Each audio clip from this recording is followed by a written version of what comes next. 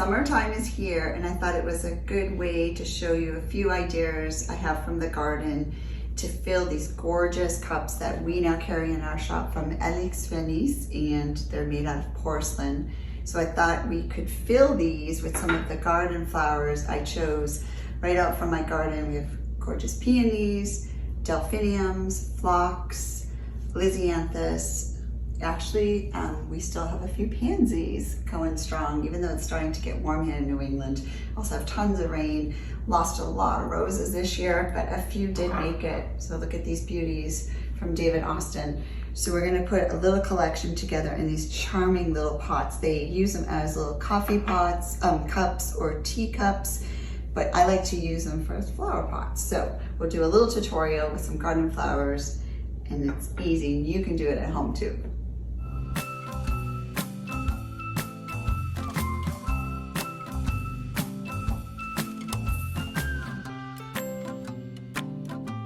First step is always my foliage and greens. I went into my herb garden. This mint, I wish you could smell it through the camera because it's just so lovely. And then I did lose a ton of lambs here, but there was one little section in my pool area that got saved. So I tucked a few of those in. And of course, I have some wild thyme growing down my staircase. So this is so exciting. So start with your greenery first, just as your base. It almost like gives you the structure of your arrangement.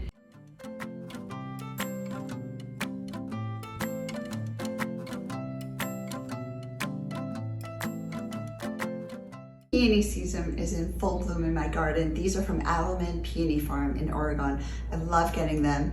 Every fall I put them in bare root, and then they just reward you with these beauties. I tried to pick smaller ones because these vases are really on the tiny side, but they steal the show. I always say that the stars of the show. They're gorgeous, they know it. So this beauty is a Sarah Bernhardt variety. Again, I love ordering them in the fall, and we're just gonna tuck her right here. Look how cute.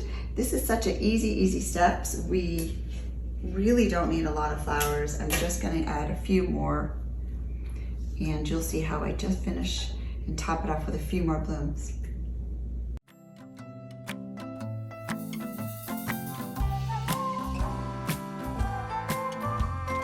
So I'm finally kind of getting to the end here.